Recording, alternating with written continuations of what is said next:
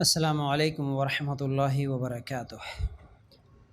ان الحمد للہ نحمده ونستعینه ونستغفره ونؤمن به ونتوکل علیہ ونعوذ باللہ من شرور انفسنا ومن سیئات اعمالنا من يهده الله فلا مضل له ومن يضلل فلا هادي له واشهد ان لا الہ الا اللہ وحدہ لا شریک له واشهد ان محمدا عبده ورسوله اما بعد فإن خير الحديث كتاب الله وخير الهدي هدي محمد صلى الله عليه وسلم وشر الأمور محدثاتها وكل محدثة بدعة وكل بدعة ضلالة وكل ضلالة في النار.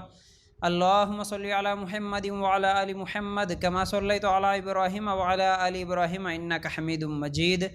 اللهم بارك على محمد وعلى آل محمد كما باركت على إبراهيم وعلى آل إبراهيم إنك حميد مجيد.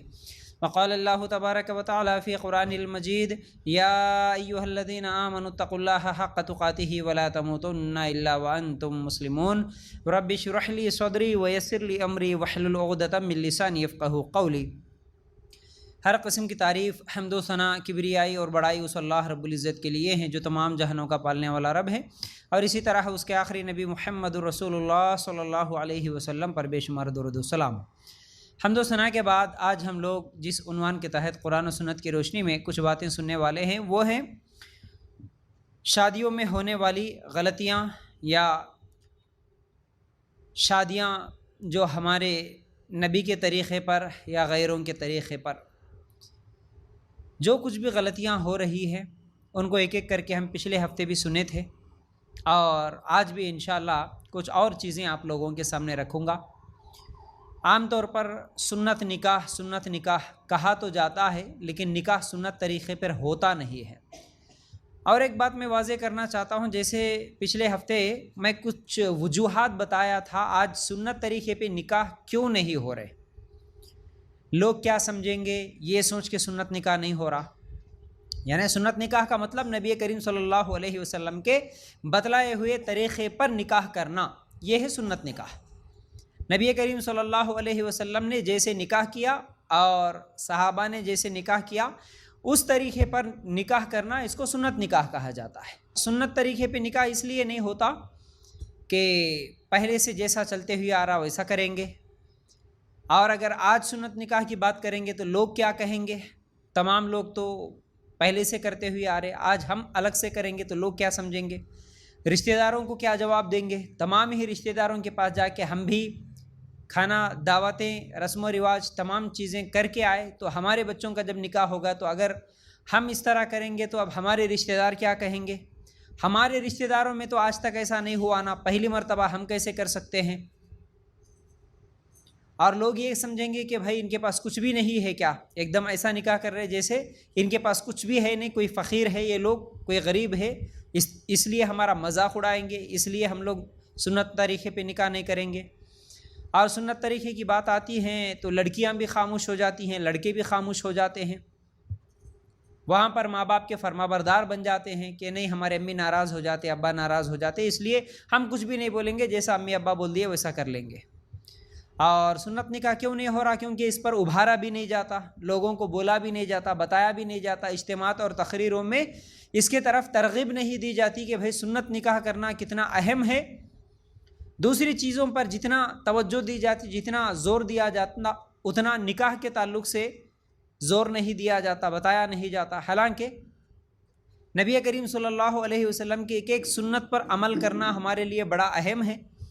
دوسری سنتیں بلکہ چھوٹی چھوٹی سنتیں بھی ہوتی ہیں، لیکن ان کو بہت زیادہ اہمیت دیتے ہوئے کچھ لوگ غلط طریقے بھی بتا دیتے ہیں. بہرحال سرما لگانے کی سنت، تیل لگانے کی سنت، ایک ایک چیز پہ جب سنت طریقہ دیکھا جا رہا تو پھر اللہ کے رسول صلی اللہ علیہ وسلم نے جس نکاح کو کہا کہ النکاح من سنتی، نکاح میری سنت ہے، اس نکاح کے موقع پر کوئی سنت طریقہ دیکھا نہیں جاتا. تو بہرحال ہم پچھلے ہفتے چند چیزیں آپ لوگوں کے سامنے رکھے تھے جو کہ ہمارا نکاح اللہ کے رسول کے طریقے پر نہیں ہو رہا، غیروں کے طریقے پر ہوتا ہے. ان میں سے نکاح میں تاخیر کرنا، نکاح میں سلیکشن کا مسئلہ، چوائس کا مسئلہ، خاندان کو دیکھنا، پھر اسی طرح لڑکا لڑکی کو نہ دکھانا، اور اسی طرح منگنی کی رسم کرنا. یہ 4-5 چیزیں پچھلے ہفتے ہم لوگ سنے تھے. اس کے ساتھ ساتھ کچھ اور غلطیاں ہیں. ان میں سے ایک چیز یہ ہے کہ شادی کے دن اور تاریخ اور مہینے کو منحوس سمجھنا. شادی کا جب دن طے کیا جاتا، چند لوگ بیٹھ کے کون سے دن ہم شادی رکھیں گے، شادی کریں گے، کیلنڈر لے کے جب بیٹھ جاتے ہیں تو اس میں سے اکثر لوگ 13 تاریخ کو شادی نہیں کرنا بولتے، 3 تاریخ کو شادی نہیں کرنا بولتے، ہفتے کا دن شادی نہیں کرنا بولتے، محرم کے مہینے میں شادی نہیں کرنا بولتے، 13 تیزیاں کے دن ہیں تو اس میں شادی نہیں کرنا بولتے. ایسے کئی دن کئی مہینوں کو لے کر مسلمانوں کا یہ عقیدہ بن گیا ہے کہ یہ بہتر نہیں ہے نکاح کے لیے. حالانکہ عائشہ رضی اللہ تعالیٰ عنہا کہتی ہیں کہ میرا نکاح بھی اور میری رخصتی بھی شوال کے مہینے میں ہوئی، جبکہ شوال کے مہینے کو اس زمانے کے عرب کے لوگ منحوس سمجھتے تھے. محرم کے مہینے میں حسین رضی اللہ تعالیٰ عنہ کی شہادت ہوئی، اس لیے محرم کے مہینہ شادیاں کرنے کا مہینہ نہیں ہوتا، محرم کا مہینہ غم کا مہینہ ہے، یہ سوچ کے ہم لوگ بھی نہیں کرتے.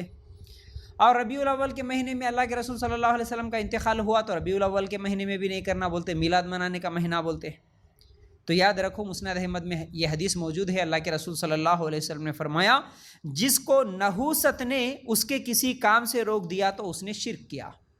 نحوست کا مطلب کسی اچھے کام کو کرنے کا آپ ارادہ کریں لیکن کسی چیز کی وجہ سے، کسی مہینے کسی تاریخ کی وجہ سے وہ کام سے رک گئے تو پھر یہ نحوست سمجھے اس کو.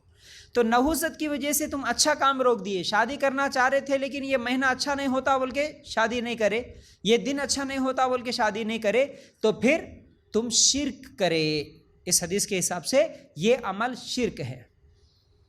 اللہ کی نظر میں تمام ہی دن، اسلام میں تمام ہی دن اچھے ہیں، ہر اچھا کام ہر دن کر سکتے ہیں، کوئی دن برا نہیں ہے. یاد رکھو اگر اس طرح مہینوں کی برائی ہم دیکھیں گے یہ سوچ کے کہ یہ مہینے میں اس صحابی کا انتقال ہوا، یہ مہینے میں اس صحابی کی شہادت ہوئی، اس مہینے میں اللہ کے رسول صلی اللہ علیہ وسلم کا انتقال ہوا، اس طرح اگر آپ دیکھیں گے تو ہر مہینے میں کسی نہ کسی صحابی کی شہادت آپ کو ملے گی. پھر کسی نہ کسی مہینے میں کسی نہ کسی صحابی کی شہادت ملیں گی تو پھر کیا کسی بھی مہینے میں نکاح نہیں کریں گے؟ ایسا نہیں ہے.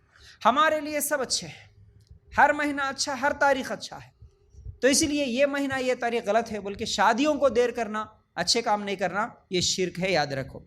اور ایک سوچنے والی بات یہ بھی ہے کہ اتنا زیادہ دیکھ کے سوچ کے سمجھ کے یہ دن، یہ گھڑی، یہ ٹائم شادیاں جب کرتے ہیں تو کیا ہر شادی میں دن اور تاریخ اور وقت دیکھ کر ہی کرتے ہیں اچھا ہوتا بول کے؟ تو کیا شادی کے بعد کسی کی زندگی میں لڑائیاں جھگڑے نہیں ہوتے؟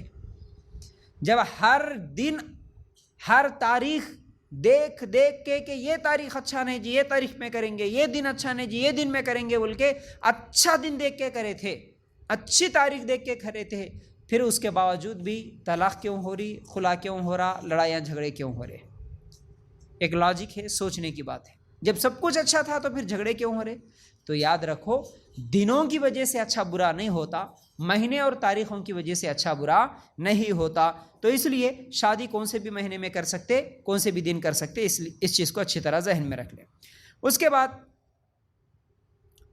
ایک اور مسئلہ ہے شادیوں میں ہونے والے غلطیوں میں اور غیروں کے طریقے پر کرنے والے شادیوں میں، کافروں کے طریقوں پر کرنے والے شادیوں میں ایک طریقہ وہ ہے شادیوں کے موقع پر جہیز کا لینا دینا. بہت بڑی برائی ہے. جہیز کے تعلق سے میں کئی مرتبہ آپ لوگوں کے سامنے لیکچرز دیا، کئی عنوانات میرے موجود ہیں. اس کے باوجود اگر تھوڑا سا بھی ہم سوچیں گے سمجھیں گے تو یہ جہیز کسی بھی لحاظ سے صحیح نہیں لگتا، نہ اخلاقی لحاظ سے صحیح لگتا ہے، نہ شریعت کے حساب سے. اللہ کے رسول صلی اللہ علیہ وسلم کے زمانے میں ہو یا صحابہ کے زمانے میں ہو، اللہ کے رسول صلی اللہ علیہ وسلم کی زندگیوں میں ہو، قرآن و حدیث میں ہو، کسی کی بھی شادی میں جہیز کا لینے دینے کا ایک بھی ثبوت نہیں ملتا. ایک بھی ثبوت جہیز کے لینے دینے کا نہیں ملتا. اس کے باوجود آج جہیز دھڑلے کے ساتھ پوچھا بھی جا رہا، مانگا بھی جا رہا، لیا بھی جا رہا ہے، اور غریب سے غریب آدمی بھی نہیں دینا چاہ رہا. تو بھی رشتہ دار، اس کے پڑوسی، تمام لوگ مل کر ایسا کیسا نہیں دیتے تم، لوگاں کیا بولیں گے، لوگاں کیا سمجھیں گے، تم نہیں دیے تو ہم دیتے، تم نہیں دیے تو ہم رشتہ دار مل کے چندہ کرتے، نہیں تو کم از کم تمہارے کو مولانا لوگ تو ہوں گے، کوئی تو بھی ایک تحریر لکھ کے سگنیچر کر کے سرٹیفکیٹ دے دیں گے، بھیک مانگو مسجدوں میں جا کے، لیکن جہیز دے کے شادی کرو برابر۔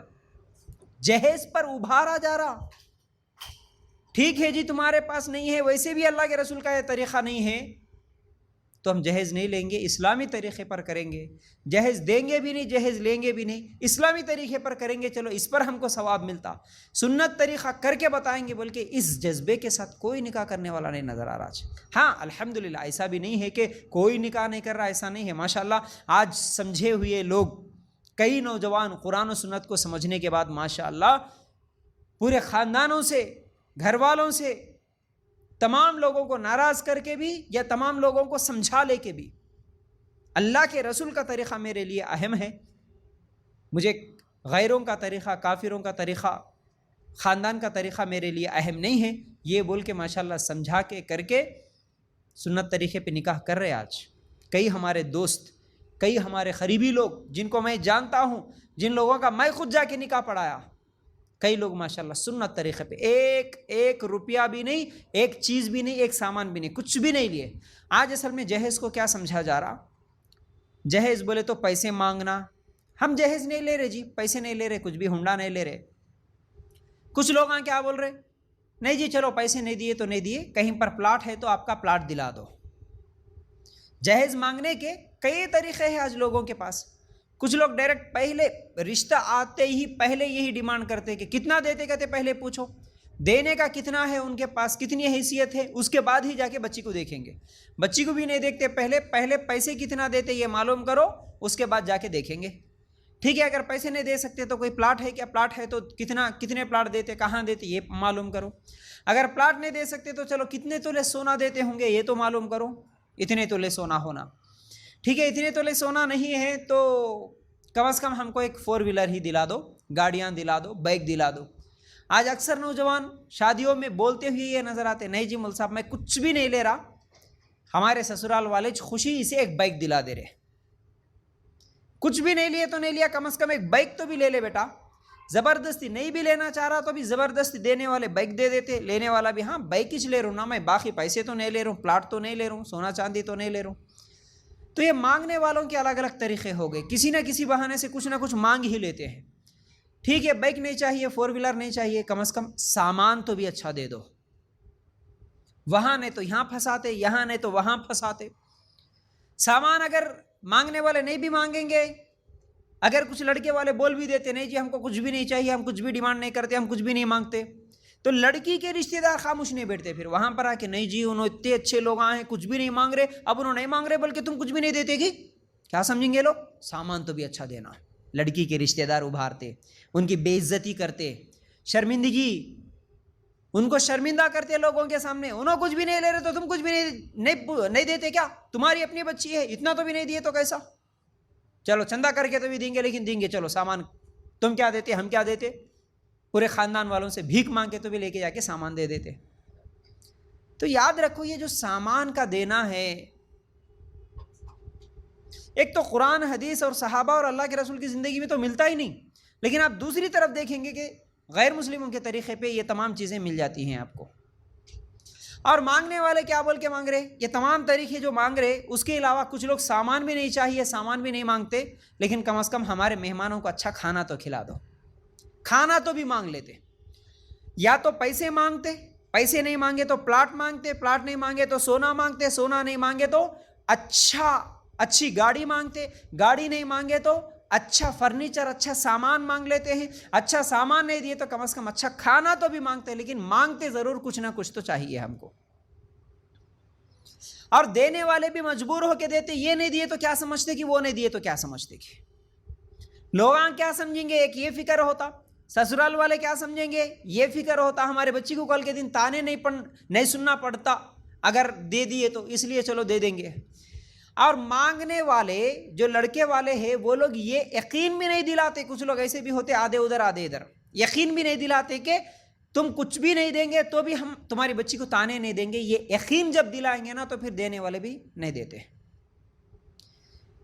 یعنی لڑکی والوں کے دلوں میں بھی ایک فکر ہوتا, ایک غم ہوتا, نہیں دیے تو کیا سمجھتے.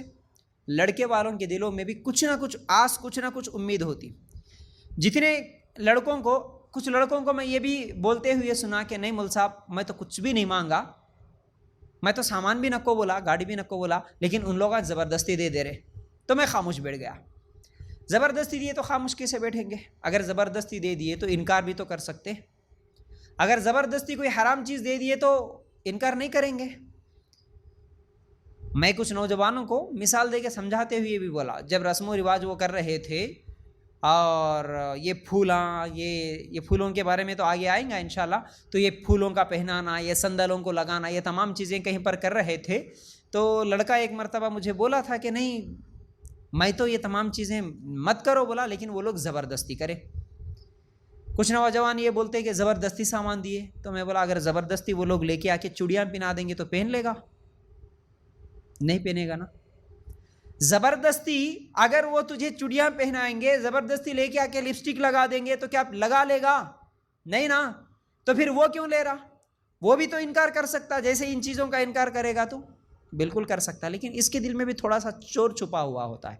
چلو جی ایک بار بول دیں گے نکو نہیں لوں گا, 2 بار بول دیں گے نہیں جی نہیں لوں گا مجھے کچھ بھی نہیں چاہیے, لیکن تیسری بار وہ بولیں گے تو میں خاموش بیٹھ جاؤں گا, دے دیتے چلو ان لوگ آج. تو یاد رکھو جب یقین دلائیں گے کہ نہیں اگر تم زبردستی کر کے دیں گے جہیز تو پھر ہم تمہارا رشتہ کینسل کر دیں گے, بس ختم. جب لڑکے والے, لڑکے کے گھر والے یہ بولیں گے کہ ہمیں کچھ بھی نہیں چاہیے, کا مطلب ہمیں کھانا بھی نہیں چاہیے, ہمیں جہیز بھی نہیں چاہیے, ہمیں سونا بھی نہیں چاہیے, پلاٹ بھی نہیں چاہیے, گاڑی بھی نہیں چاہیے, بائک بھی نہیں چاہیے, ہمارے رشتہ داروں کے لیے کوئی بڑی دعوت بھی نہیں چاہیے, ہمیں کچھ بھی نہیں چاہیے. ان تمام چیزوں میں اگر آپ زبردستی ہم کو کچھ دینے کی کوشش کریں گے تو اسی وقت ہم آپ کا رشتہ کینسل کر دیں گے, ختم, ہم کو نہیں چاہیے ایسا رشتہ.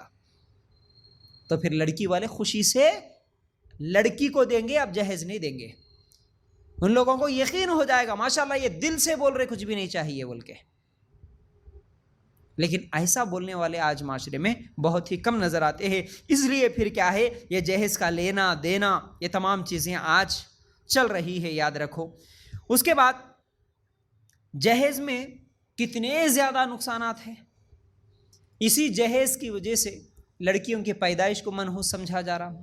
لڑکی پیدا ہوتے پہلے بول رہا پلس یا مائنس, ارے بھائی مائنس ہو گیا. 3 لڑکیاں ہو گئے تو بس اس کو خاندان میں, معاشرے میں ایک ارے بیچارہ, غریب, فقیر اس نگاہ سے دیکھا جاتا.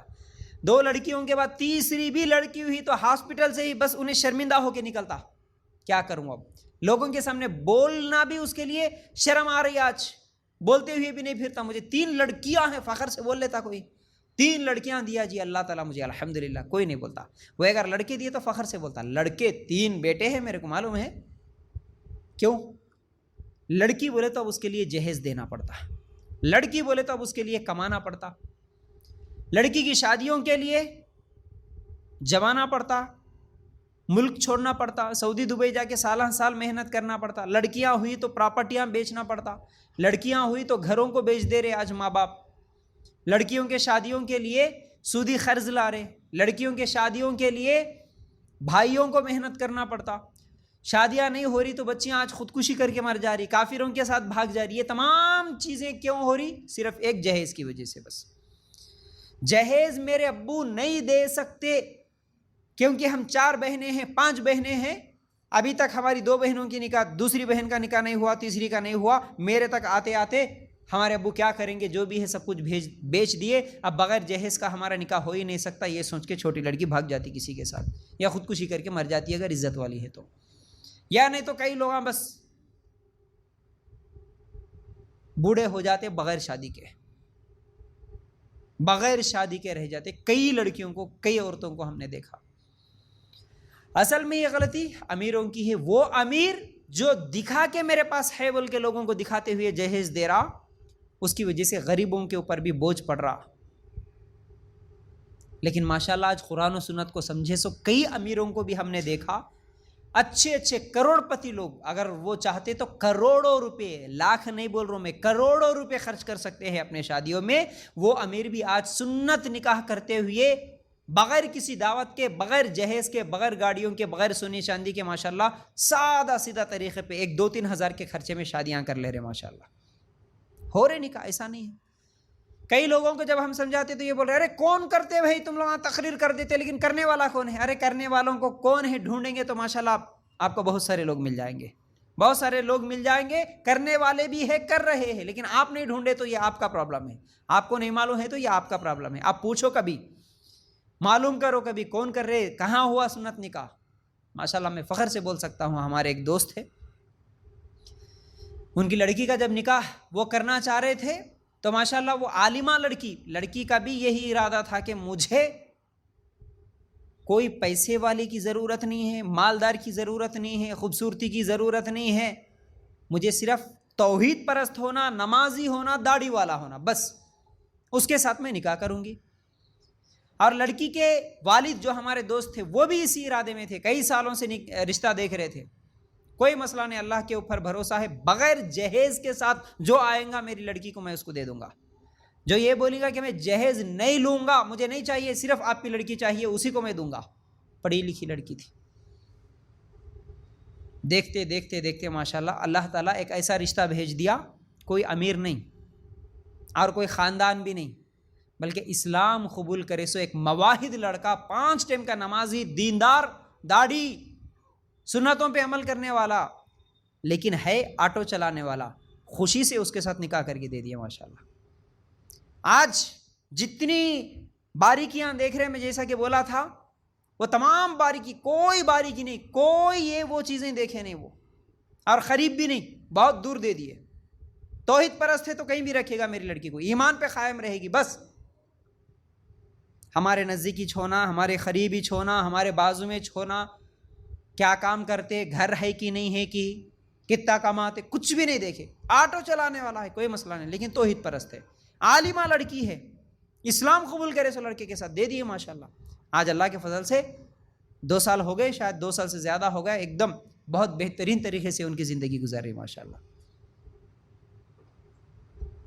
آج سنت طریقہ نہیں ہو رہا، دیندار نہیں مل رہا، جہیز لینے والے نہیں مل رہے ہمارے کو، بلکہ بولتے ہیں نا یہ سب جھوٹے لوگ ہیں، یہ سب جھوٹے لوگ ہیں، مل جائیں گے اگر آپ دینے کے لیے تیار ہے تو، لیکن آپ کے کچھ خواہشات ہیں وہ پوری نہیں ہو رہی، اس لیے آپ لوگ نکاح نہیں کرتے۔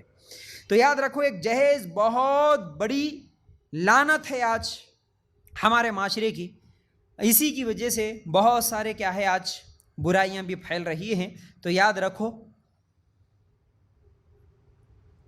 اللہ کے رسول صلی اللہ علیہ وسلم کی حدیث میں کل آپ لوگوں کے سامنے، یعنی پچھلے ہفتے بھی میں آپ لوگوں کے سامنے جو حدیث رکھا تھا، اس حدیث کو بھی اچھی طرح یاد رکھو، ہمیشہ کے لیے یاد رکھو وہ حدیث۔ اللہ کے رسول صلی اللہ علیہ وسلم نے کیا فرمایا؟ کسی مسلمان کا مال اس کے رضامندی کے بغیر دوسرے کے لیے حلال نہیں ہے، سلسلۃ الصحیحہ کی یہ روایت۔ کسی بھی مسلمان کا مال اس کی مکمل رضامندی کے بغیر دوسرے مسلمان کے لیے حلال نہیں ہے۔ اب اس حدیث کی روشنی میں علماء کہتے ہیں کہ جو مال لینے والا ہے، مال دینے والے پر کسی قسم کا دباؤ نہ ڈالے، چاہے وہ انٹرنل ہو ایکسٹرنل ہو۔ آپ اگر کسی کو مجبوری میں کچھ مال دے رہے ہیں تو پھر ایسا مال لینا کسی بھی مسلمان کے لیے جائز نہیں ہے۔ مطلب کیا ہے اس کا؟ جیسا کہ اگر لڑکی کا باپ آپ کو جہیز دے رہا، چاہے وہ سامان دے رہا یا پیسے دے رہا یا گاڑی دے رہا یا آپ کے رشتہ داروں کو کھانا کھلا رہا، لیکن کس لیے کھلا رہا؟ مکمل خوشی سے نہیں کھلا رہا، وہ رضامندی سے نہیں کھلا رہا، وہ مجبوری میں کھلا رہا۔ اگر نہیں کھلاؤں گا، سامان نہیں دوں گا، جہیز نہیں دوں گا تو لوگ کیا کہیں گے، سسرال والے کیا سمجھیں گے، لڑکا کیا سمجھیں گا، یہ سوچ کے وہ ایک مجبوری میں کسی کو دعوت دے رہا ہے، تو وہ دعوت ہو، مجبوری میں مال دے رہا ہے تو وہ مال ہو، وہ جہیز کا سامان ہو، وہ گاڑی ہو، یا پھر اگر کوئی مجبوری میں آپ کیا سمجھیں گے سمجھ کے لحاظ رکھتے ہوئے کم از کم تحفہ بھی دے رہا ہو، ایسا تحفہ لینا بھی جائز نہیں ہے، ایسا کھانا کھانا جائز نہیں ہے، ایسا تحفہ لینا جائز نہیں ہے، اور ایسا جہیز لینا، ایسے پیسے لینا، ایسا سونا چاندی لینا، ایسے زیورات لینا جائز نہیں ہے۔ اس حدیث کی روشنی میں دینے والے کی مکمل رضامندی رہنا اس مال پہ۔ اس حدیث کی روشنی میں آپ لوگوں کو رسم کا جو کھانا ہے وہ بھی جائز نہیں ہے۔ اسی حدیث کی دلیل، اسی حدیث کو دلیل بنا کے میں آپ لوگوں کے سامنے وہ مسئلہ رکھا تھا کہ آج جتنی بھی دعوتیں ہو رہی، دینے والے خوشی سے نہیں دے رہے، رضامندی سے نہیں دے رہے، وہ مجبوراً دے رہے۔ تو مجبوری میں دی گئی دعوت اگر آپ جا کے کھائیں گے تو وہ جائز نہیں ہوگا، یاد رکھو۔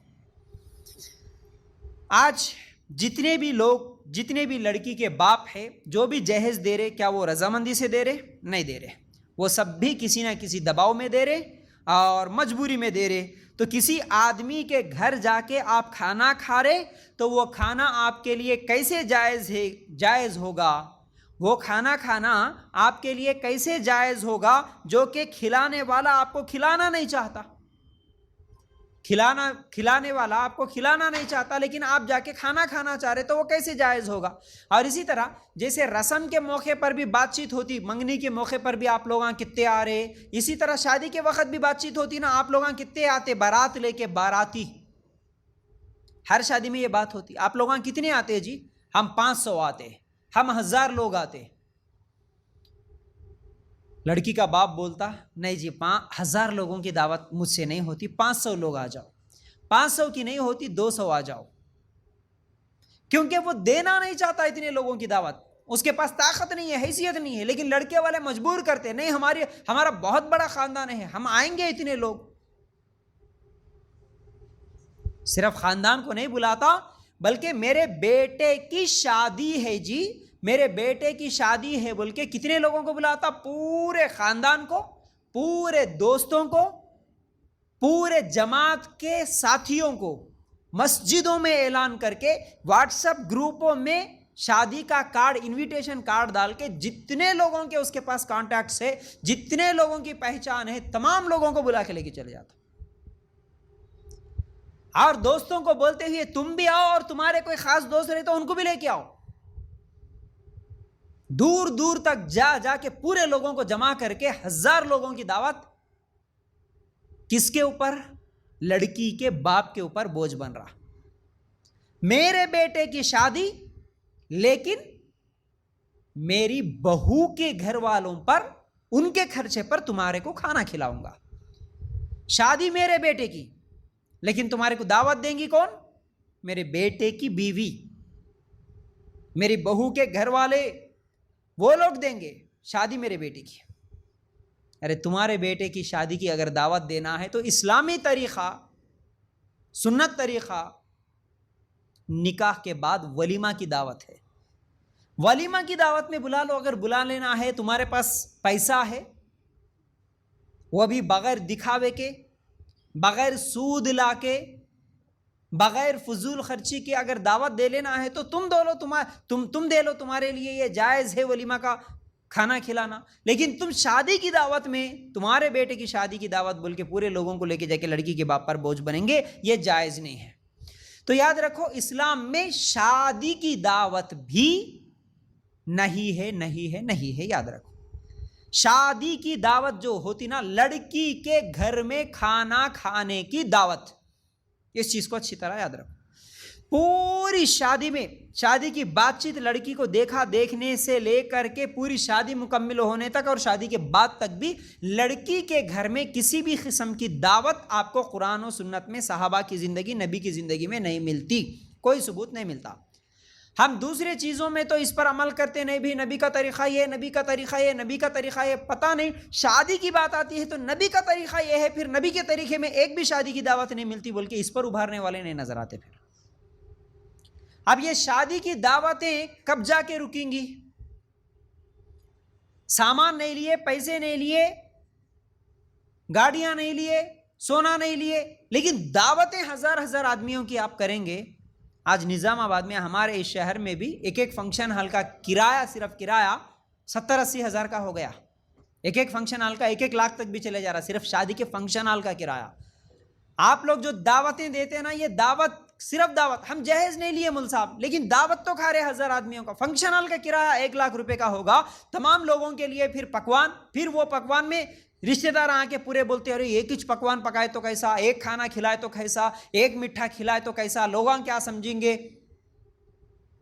10 قسم کے سٹارٹرز تو بھی رہنا، 4 قسم کے سویٹس تو بھی رہنا، 4-5 قسم کے میٹھے تو بھی رہنا، آئس کریم رہنا، یہ رہنا وہ رہنا بول کے پھر وہ دعوت کے لیے لاکھوں روپے خرچ کر رہے. تو ایسی شادی کی دعوت اسلام میں نہیں ہے. شادی کی دعوت کا ثبوت آپ کو اللہ کے رسول کی زندگی میں ایک بھی نہیں ملتا، ایک بھی نہیں ملتا. کسی صحابی نے اپنی شادی کی دعوت نہیں دی. بلکہ اس پر دلیلیں دیکھنا ہے تو کئی دلیلیں موجود ہیں. عبد الرحمن بن عوف رضی اللہ تعالیٰ عنہ کے تعلق سے کتنی مرتبہ ہم سنتے ہیں نکاح کر لیے، وہ بازار میں ایسے ہی چلتے ہوئے جا رہے تھے، اللہ کے رسول صلی اللہ علیہ وسلم ان کے کپڑوں پہ ایک رنگ دیکھے جو اس زمانے میں شادی کا دلہا لگاتا تھا، کوئی خوشبو تھا کچھ تو بھی. اللہ کے رسول دیکھ کے پوچھے عبد الرحمن کیا آپ نکاح کر لیے؟ بولے کہ ہاں. اللہ کے رسول نکاح ہو گیا میرا. تو اللہ کے رسول کیا بولے؟ پھر ولیمہ کی دعوت دی ہے کہ نہیں؟ بولے کہ نہیں، اللہ کے رسول ولیمہ کی دعوت نہیں دیا. حالانکہ صحابہ کے لیے سب سے زیادہ محبوب اگر کوئی تھے تو وہ اللہ کے رسول صلی اللہ علیہ وسلم تھے. اللہ کے رسول سے بڑھ کر وہ نہ اپنی ماں سے محبت کرتے تھے نہ باپ سے محبت کرتے تھے. ہم تو پورے خاندان والوں کو بیچ میں لا لیتے، یہ خاندان والے ناراض ہوتے، چاچا ناراض ہوتے، تایا ناراض ہوتے. وہاں تو اللہ کے رسول سب سے زیادہ محبوب ہے، سب سے زیادہ محبت اللہ کے رسول سے ہے. لیکن عبد الرحمن بن عوف رضی اللہ تعالیٰ عنہ اللہ کے رسول کو شادی کی دعوت میں نہیں بلائے، کیونکہ شادی کی دعوت کا سسٹم ہی نہیں تھا. اللہ کے رسول یہ بھی نہیں بولے پھر اے عبد الرحمن ایسے کیسا، تم میرے کو نہیں بولے شادی ایسا کیسا کر لیے. یہاں تو خالی رسم میں نہیں بلائے تو ناراض ہو جاتے لوگ. قیامت کے دن پکڑے جائیں گے. یاد رکھو، جتنے لوگوں کو آج یہ تانے دے رہے نا اکیلے اکیلے کر لیے